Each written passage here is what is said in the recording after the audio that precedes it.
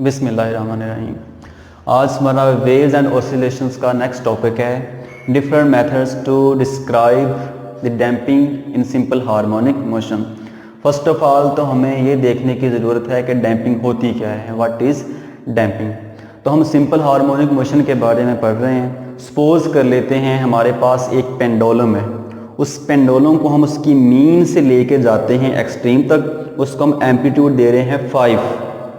फिर हम जब उसको छोड़ते हैं तो वो क्या करता है, ऑसिलेट करना स्टार्ट कर देता है 5, फिर आएगा वो 4 पे, आहिस्ता आहिस्ता 3, 2, 1 एंड 0। कौन सी ऐसी चीज़ है जो उसको मैक्सिमम एम्पलीट्यूड से 0 पे, रेस्ट पे लेके आ रही है, तो उस चीज़ को हम नाम देंगे डैम्पिंग का। ठीक है, यानी डैम्पिंग क्या होती है, वो process, the process in which amplitude of simple harmonic motion decreases gradually.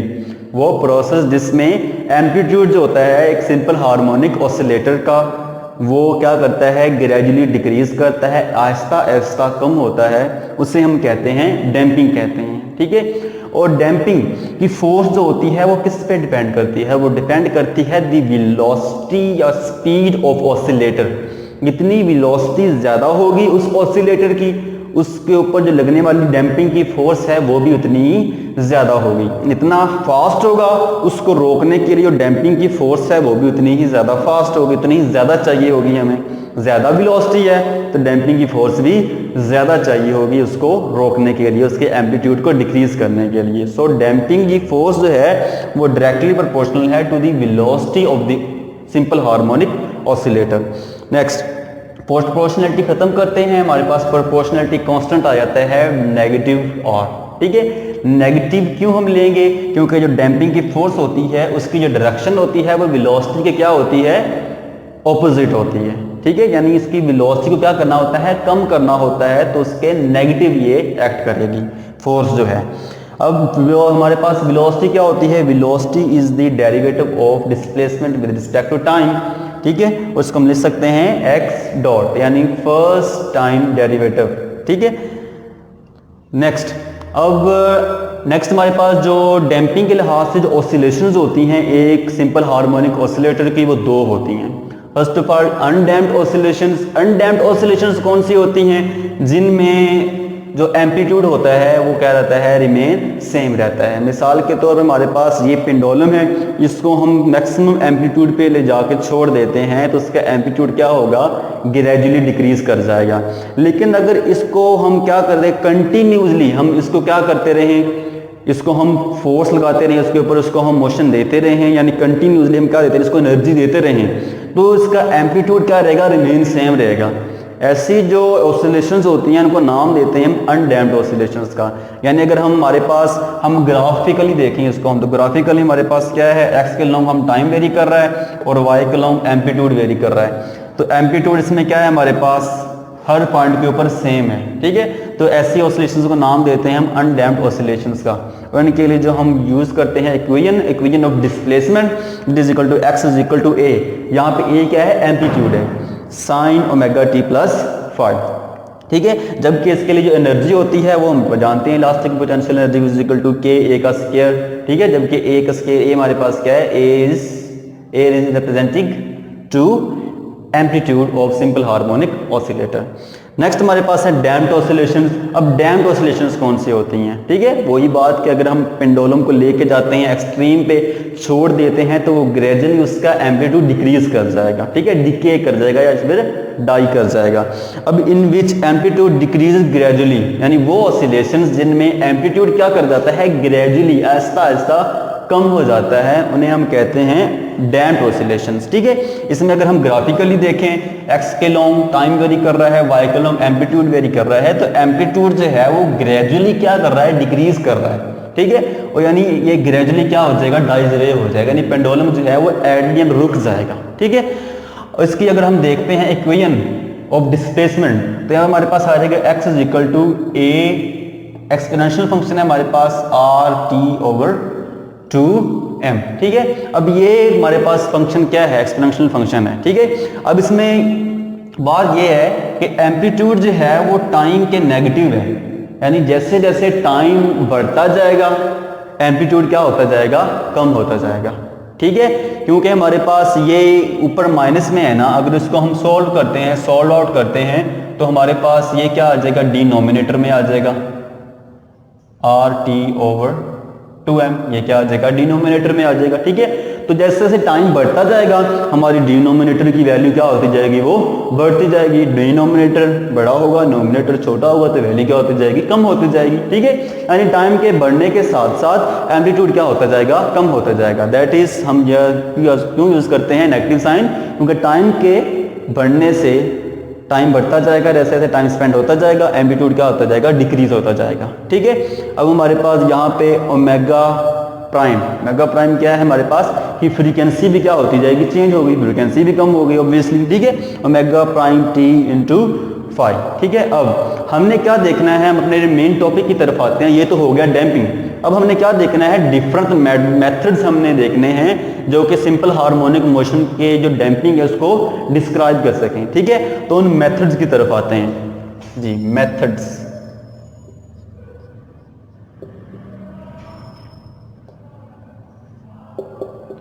Ji, methods. अब फर्स्ट ऑफ ऑल हमारे पास जो एनर्जी है, हम एनर्जी की बात की थी किसकी, अनडैम्प्ड की। डैम्प्ड ऑसिलेशंस की जो एनर्जी होती है, उस एनर्जी की जो हमारे पास इक्वेशन होती है वो होती है 1/2 m a का स्क्वायर ओमेगा का स्क्वायर। ठीक है, जबकि ओमेगा यहां पे क्या होती है, एंगुलर फ्रीक्वेंसी होती है। ठीक है, where omega is angular frequency. ठीक है, यहां भी नाम देते हैं इसको हम S/m, K ले लें, S ले लें, कांस्टेंट है ये। ठीक है, हमने S यहां पे लिया है K की जगह पे। हाँ, वैसे होता है √K/m। ठीक है, अगर हम इसका स्क्वायर खत्म करते हैं, स्क्वायर लेंगे तो क्या आ जाएगा, ये S/m। ये वैल्यू अब यहाँ पे पुट कर देंगे हम। सो वैल्यू आ जाएगी हमारे पास 1/2 ma का स्क्वायर, ओमेगा के स्क्वायर की जगह वैल्यू पुट कर देंगे, क्या आ जाएगा, इनटू S/m। m से m क्या हो गया, कैंसल आउट हो गया। अब हमारे पास जो रिमेनिंग इक्वेशन है उसको हम लिख लेते हैं। रिमेनिंग इक्वेशन हमारे पास क्या बच गई है, 1/2 S इंटू a का स्क्वायर। ठीक है, अब अगर हम देखें तो एनर्जी जो है वो सिंपल हार्मोनिक ऑसिलेटर की वो डिपेंड किस पे कर रही है। ठीक है, वो डायरेक्टली डिपेंड कर रही है क्योंकि 1/2 भी कांस्टेंट है, S भी कांस्टेंट है। तो एनर्जी जो है सिंपल हार्मोनिक ऑसिलेटर की वो डायरेक्टली किसके ऊपर डिपेंड कर रही है, एम्पलीट्यूड के ऊपर। ठीक है, यानी हम कह सकते हैं कि एनर्जी जो है इज प्रोपोर्शनल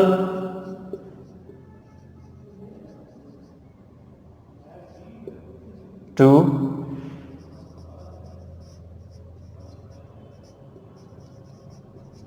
एम्पलीट्यूड। एनर्जी जो है वो क्या है, प्रोपोर्शनल है किसके, एम्पलीट्यूड के। ठीक है, यानी एम्पलीट्यूड ज़्यादा होगा तो एनर्जी भी क्या होगी, ज़्यादा होगा। यानी energy is the square root is directly proportional to the square of amplitude. जी, तो हमने क्या देखा कि एनर्जी जो है वो क्या है, प्रोपोर्शनल टू एम्पलीट्यूड, यानी एम्पलीट्यूड के स्क्वायर के क्या है, ये प्रोपोर्शनल है। ठीक है, अब हम नेक्स्ट देखते हैं कि डैम्पिंग क्या करती है। ठीक है, डैम्पिंग जो होती है वो क्या करती है, एम्पलीट्यूड को कम करती है। ठीक है, एम्पलीट्यूड क्या करती है, डिक्रीज करती है। तो उस एम्पलीट्यूड में जो डिक्रीज आता है, जो कमी आ रही है, उसको हम एक फैक्टर से डिनोट करते हैं। ठीक है, और उस फैक्टर को हम देखेंगे आगे। यानी डैम्पिंग जो होती है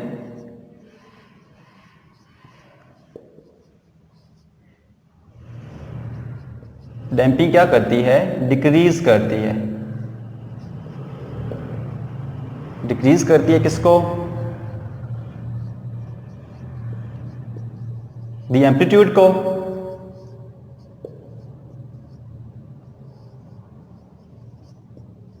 बाय द फैक्टर से। और वो फैक्टर हमारे पास कौन सा है, पीछे हमने पढ़ा था, e⁻⁻⁻r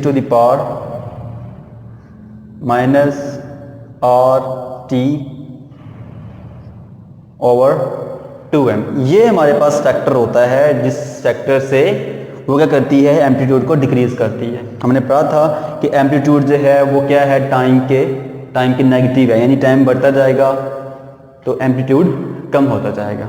ठीक है, अब नेक्स्ट एस, अगर इसका हम स्क्वायर लें, ठीक है, क्योंकि एम्पलीट्यूड का स्क्वायर लेते हैं हम एनर्जी के लिए, एनर्जी का रिलेशन बनाए हम तो क्या आएगा हमारे पास, RT ओवर 2m होल का क्या आ जाएगा, स्क्वायर आ जाएगा। स्क्वायर से क्या हो जाएगा हमारे पास, 2 से 2 कैंसिल हो जाएगा, क्या बचेगा हमारे पास, माइनस RT ओवर m। ठीक है, तो ये हमारे पास वो फैक्टर है जिस फैक्टर के लिहाज से, ठीक है, एम्पलीट्यूड में डिक्रीमेंट आ रहा है। ठीक है, वो डिक्रीमेंट जो आ रहा है उसको हम देखते हैं, हम उस डिक्रीमेंट को नाम देते हैं हम लोगारिथम।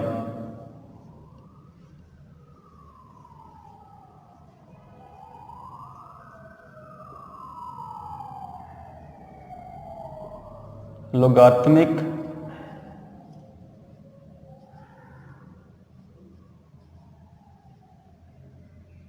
डिक्रीमेंट।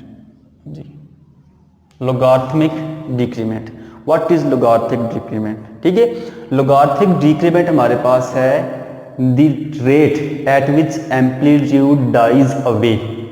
ठीक है, वो रेट, ठीक है, वो रफ्तार टाइम के लिहाज से, इस लिहाज से एम्पलीट्यूड क्या हो रहा है, कम हो रहा है, उसे क्या कहते हैं हम, लोगारिथम डिक्रीमेंट कहते हैं। ठीक है, कैसे उसको हम डिफाइन करते हैं, द रेट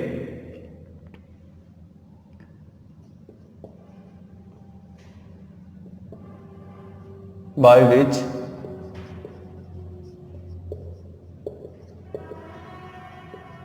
एम्पलीट्यूड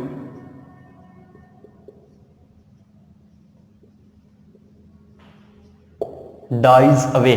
ठीक है, वो रेट जिसके लिहाज से एम्पलीट्यूड डाइज करता है या फिर कम होता है, डिक्रीज होता है, इसे कहते हैं हम लोगारिथमिक डिक्रीमेंट कहते हैं। ठीक है, अब लोगारिथमिक डिक्रीमेंट के लिए हम इक्वेशन लिखते हैं डिस्प्लेसमेंट की, और वो इक्वेशन हमारे पास है ए।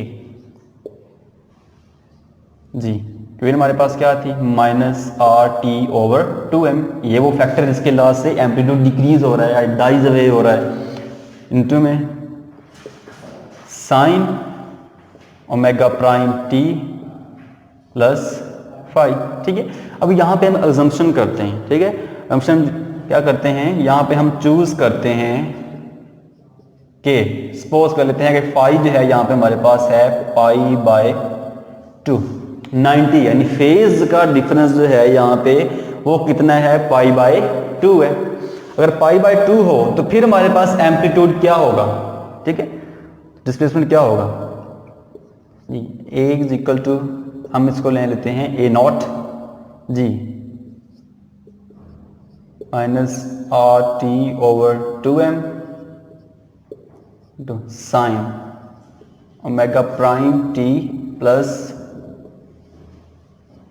पाई by 2, and pi by 2 denotes for 90 degree. ठीक है, और साइन 90 प्लस 5 किसके इक्वल होता है, cos के। ट्रिग्नोमेट्री रेशियो अप्लाई करेंगे हम, क्या आ जाएगा, A0 into RT over 2m, क्या आ जाएगा हमारे पास, cos omega prime into t। ठीक है, ये हमारे पास आ जाएगा, यहाँ पे डिस्प्लेसमेंट आ जाएगा, इसका डिस्प्लेसमेंट आ गया है। नेक्स्ट हमने इसको क्या करेंगे, थोड़ा सा इसको हम सिंप्लीफाई करेंगे। अब सिंप्लीफाई करने के लिए हम नेक्स्ट क्या करेंगे, कुछ इसमें अजम्पशंस हम क्या करेंगे, ऐड करेंगे। ठीक है, क्योंकि हमने क्या करना है, लोगारिथम डिक्रीमेंट हमने निकालना है। ठीक है, उस लोगारिथम डिक्रीमेंट को हम डिनोट करते होते हैं डेल्टा से। किसे डिनोट करते हैं हम, डेल्टा से क्या करते हैं, डिनोट करते हैं। ठीक है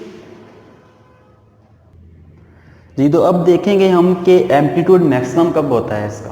ठीक है, मैक्सिमम एम्पलीट्यूड कब होता है, मैक्सिमम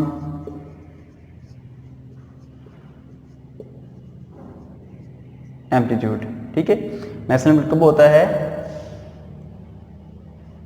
एट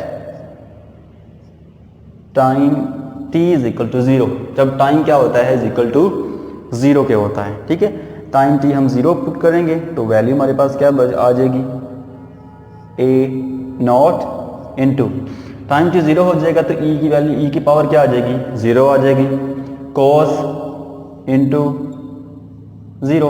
अब e की पावर 0 1 के बराबर होता है और cos 0 भी क्या होता है 1 होता है। सो हमारे पास डिस्प्लेसमेंट क्या आ जाएगा यहाँ पे मैक्सिमम आ जाएगा जो कि एम्पलीट्यूड ए नॉट के इक्वल है। ठीक है, तो ये हमारे पास मैक्सिमम एम्पलीट्यूड कब होता है जब टाइम t हमारे पास क्या होता है 0 होता है, क्योंकि with the passage of times में क्या होना है कम होना है, टाइम t हमारे पास 0 है। ठीक है, ऐसे मिसाल के तौर पर हमने पेंडुलम को लेके गए हैं हम 5 एम्पलीट्यूड पे, अब यहाँ पे हमारे पास इसको हमने छोड़ा नहीं है, रिलीज नहीं किया है, यानी टाइम t यहाँ पे क्या है 0 है। तो जैसे इसको छोड़ेंगे हम तो with the passage of time start हो जाएगा, टाइम इंक्रीज होना स्टार्ट हो जाएगा, टाइम जैसे जैसे बढ़ता जाएगा इसका एम्पलीट्यूड डिक्रीज होता जाएगा और एट द एंड ये क्या आ जाएगा 0 पे आ जाएगा, 0 आ जाएगा, अपनी मीन पोजीशन पे आ जाएगा, रेस्ट पे आ जाएगा। ठीक है, ये हमारे पास हो गया। अब नेक्स्ट हम एक अजम्पशन इसके ऊपर ऐड करते हैं, हम पोज कर लेते हैं हमारे पास यहाँ पे कि टाइम जो है टाइम पीरियड जो है उस हार्मोनिक ऑसिलेटर का टी वो हमारे पास हम क्या लेते हैं टॉप प्राइम। ठीक है, टाइम को हम लेते हैं टॉप प्राइम। अगर टॉप प्राइम हमारे पास आएगा तो इसके लिए जो हमारे पास एंगुलर फ्रीक्वेंसी है ओमेगा प्राइम वो किसके कल आ जाएगी 2 पाई ओवर टॉप प्राइम।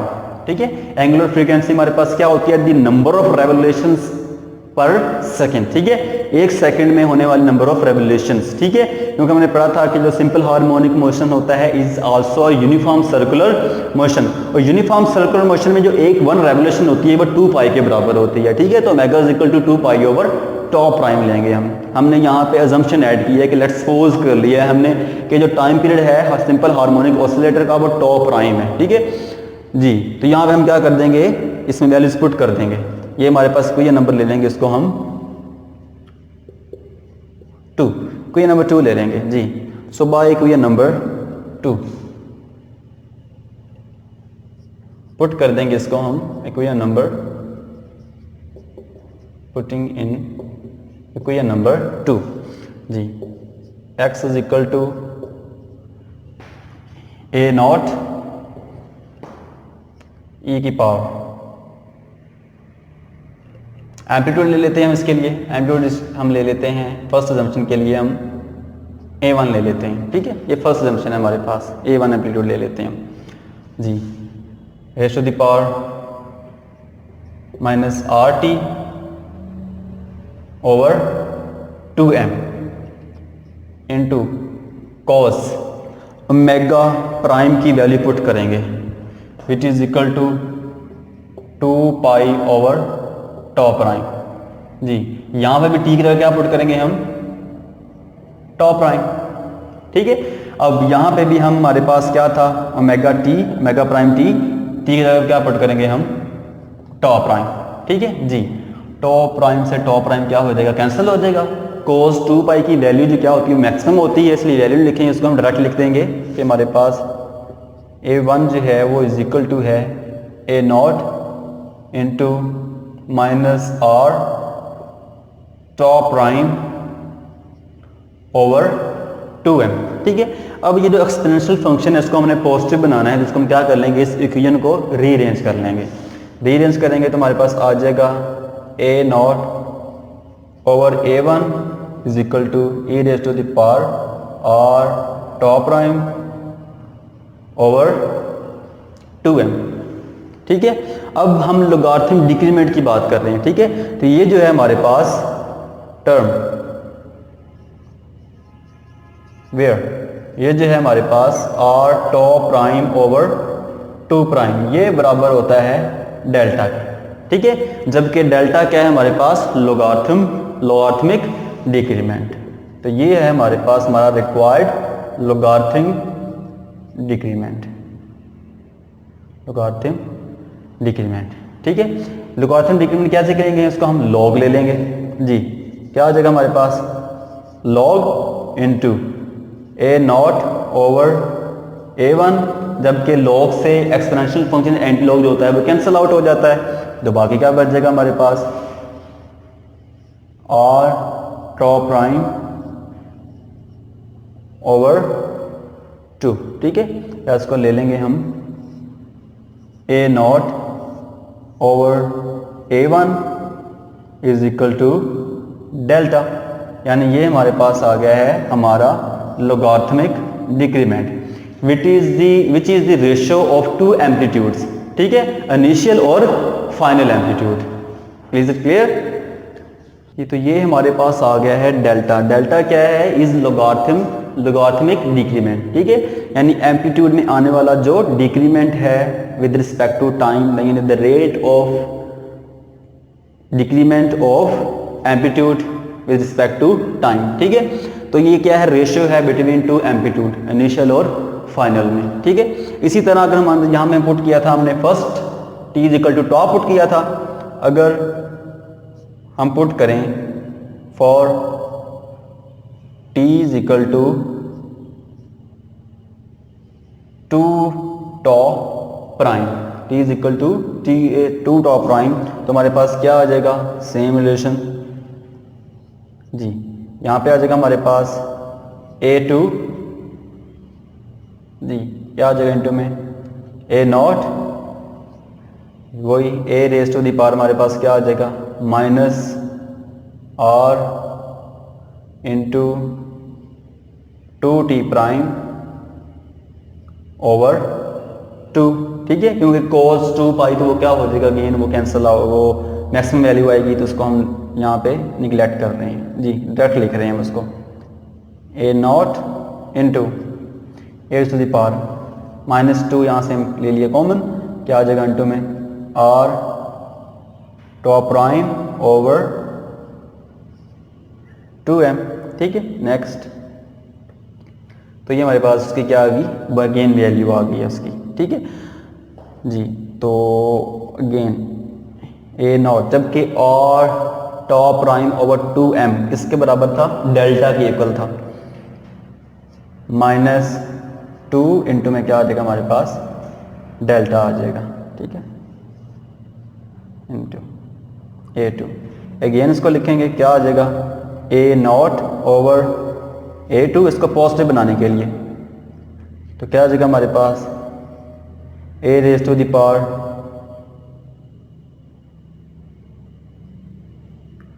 जी, पॉजिटिव में आ जाएगा 2 डेल्टा आ जाएगा, ठीक है। जबकि साथ हमारे पास क्या था? यहाँ पे भी लॉग था, यहाँ पे भी क्या लेंगे हम? जब लॉग लेंगे, लॉग से एंटी लॉग क्या हो जाएगा? कैंसिल हो जाएगा। सो क्या आ जाएगा हमारे पास? Log A naught over A2 is equal to हमारे पास क्या आ जाएगा? ये 2 डेल्टा, ठीक है। सिमिलरली अगर हम हम ले लेते हैं n के लिए, similarly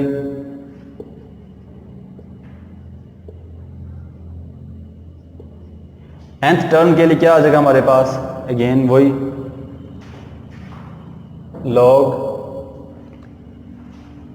an over a naught is equal to n delta, ठीक है। तो ये हमारे पास इसकी आ गई वैल्यू, ये आ गया हमारे पास लोगारिथमिक डिक्रीमेंट, ठीक है। जैसे जैसे हम बढ़ाते जाएंगे टाइम, एम्पलीट्यूड क्या होता जाएगा? कम होता जाएगा, ठीक है।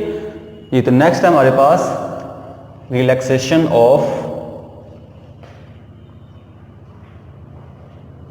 नेक्स्ट जो हमारे पास जो मोड जो है इसका, ठीक है, मेथड पढ़ रहे हैं। नेक्स्ट मेथड जो है हमारा वो क्या है? टाइम के रिस्पेक्ट देखेंगे हम।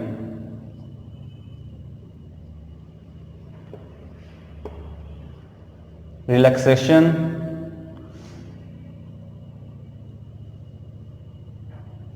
ऑफ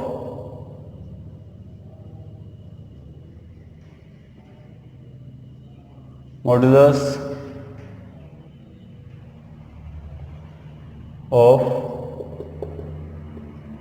टाइम, ठीक है, relaxation of modulus of time, ठीक है। यानी टाइम के लिहाज से कैसे होगा? रिलैक्सेशन मॉडुलस ऑफ टाइम क्या हमारे पास होता है? The rate at which, define करेंगे इसको हम पहले, the rate at which amplitude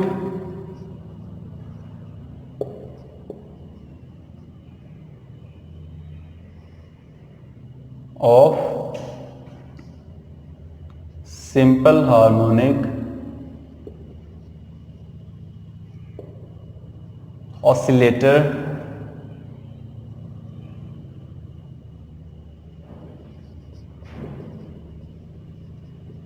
dies away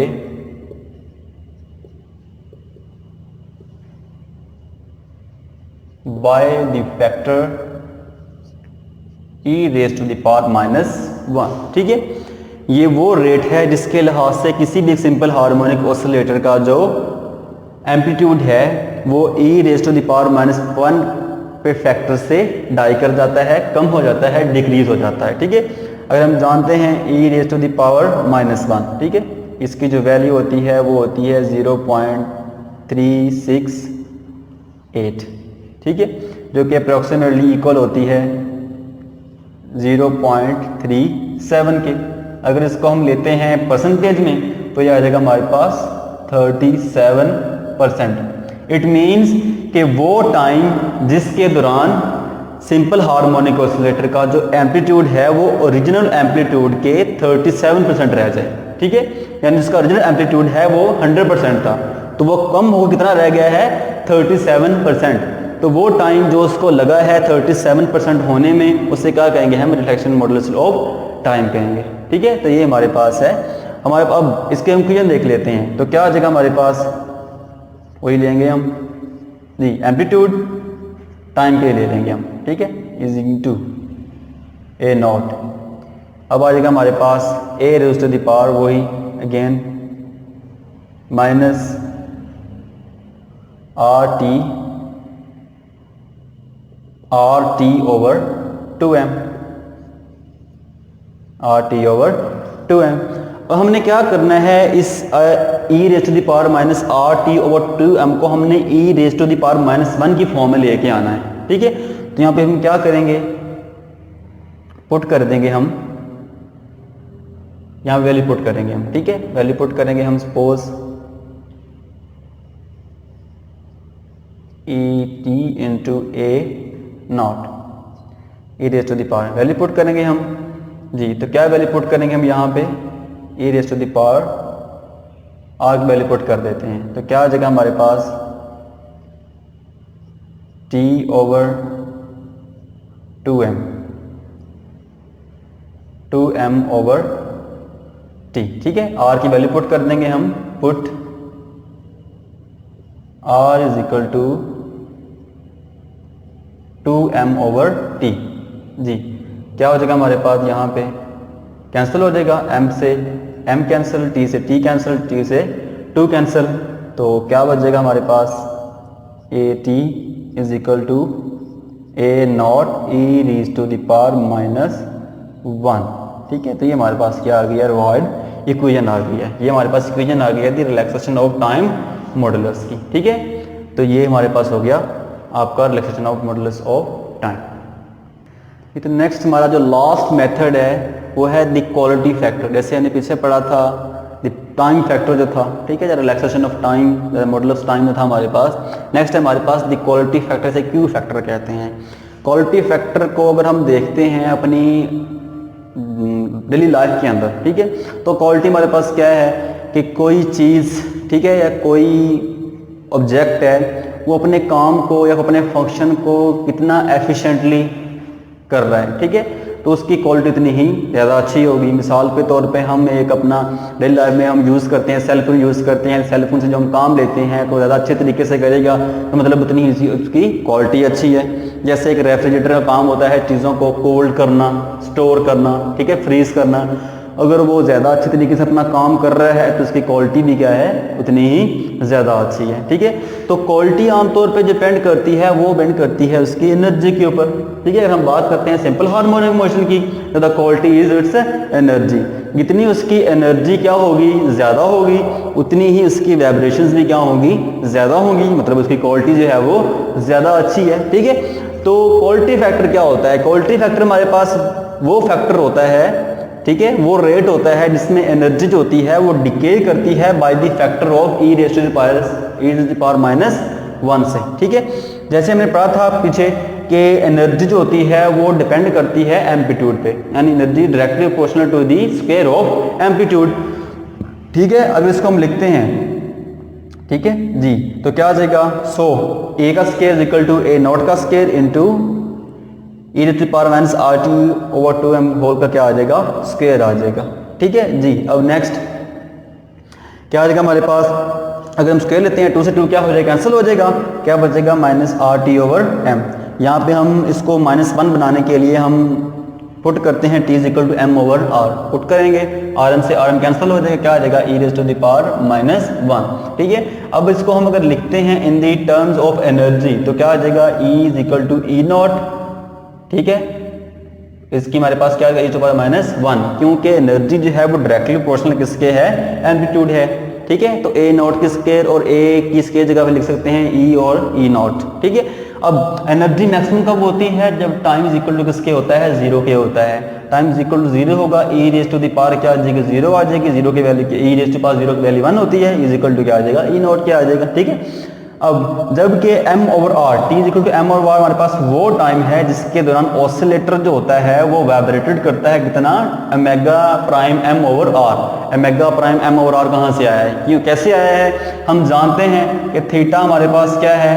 angular displacement, जो कि बराबर है ओमेगा t के बराबर है, ठीक है। जबकि यहाँ पे ऐसी तरह क्यू फैक्टर कैसे लिखेंगे हम? क्यू फैक्टर लिखेंगे हम, थीटा को रिप्लेस कर देंगे हम क्यू से, is equal to omega prime into T के। अब टी किसके बराबर है? m ओवर r के बराबर है, तो क्या आ जाएगा हमारे पास? Omega prime m over r आ जाएगा, ठीक है। कहता है अगर r स्मॉल होगा तो q ज्यादा होगा, क्यों? क्योंकि दे हैव इनवर्सली प्रोपोर्शनल, ठीक है। उनके दरमियान इनवर्स रिलेशन है कि एक क्वांटिटी बढ़ेगी तो दूसरी क्या हो जाएगी? कम कर जाएगी, एक राइज कर दूसरी क्या कर जाएगी? फॉल कर जाएगी। अगर r क्या होगा? स्मॉल होगा तो q फैक्टर क्या होगा?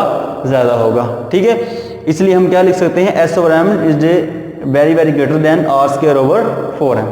फ्रीक्वेंसी जो है s ओवर m वो क्या है हमारे पास? वो वेरी वेरी ग्रेटर देन है r square over 4m। Condition क्या है कि r क्या हो हमारे पास? स्मॉल हो। तो s ओवर m हमने पीछे पढ़ा था, क्या है हमारे पास? Angular frequency. अगर r स्मॉल होगा इसका मतलब एंगुलर फ्रीक्वेंसी ज़्यादा होगी, वो सिंपल हार्मोनिक ऑसिलेटर ज़्यादा वाइब्रेट करेगा, मतलब उसकी क्वालिटी जो है वो अच्छी है, ठीक है। अगर हम यहाँ पे अप्रोक्सीमेशन ले लेते हैं कि अगर जो हमारे पास ओमेगा प्राइम जो है, ठीक है, एंगुलर फ्रीक्वेंसी वो ओरिजिनल एंगुलर फ्रीक्वेंसी के क्या है? इक्वल है। और ओरिजिनल एंगुलर फ्रीक्वेंसी हमारे पास क्या होती है? Under root s over m, और अंडर रूट की वैल्यू क्या होती है? 1 ओवर 2 होती है, ठीक है। सो हम कह सकते हैं अप्रोक्सीमेशन में हम कि हमारे पास जो क्यू फैक्टर है वो अप्रोक्सीमेशन में किसके इक्वल है? हमारे पास ओमेगा नॉट यानी angular frequency, original angular frequency m over r, ठीक है। तो ये आपके पास क्या आ गया? आपका क्वालिटी फैक्टर। तो ये थे हमारे पास डिफरेंट मेथड जिनके जरिए हमने क्या किया है? डैम्पिंग को हमने डिस्क्राइब किया है, ठीक है। पहले हमने उसको डिफाइन किया था लोगारिथमिक, कैसे वो डिक्रीज करता है एम्पलीट्यूड, फिर हमने लिखा था टाइम के लिहाज से कैसे डिक्रीज करता है, फिर हमने देखा था कि वो एनर्जी के लिहाज से कैसे होता है, ठीक है। यानी हमारे पास जो हमने कंक्लूजन ये निकालते हैं कि डैम्पिंग जो होती है वो दोनों चीज़ों को इफेक्ट करती है, एम्पलीट्यूड को भी और एनर्जी को भी। ये एम्पलीट्यूड को भी डिक्रीज करती है और एनर्जी को भी क्या करती है? डिक्रीज करती है। और एट दी एंड जो हमारे पास होता है वो जो ऑसिलेटर होता है वो रुक जाता है, ठीक है। हमारे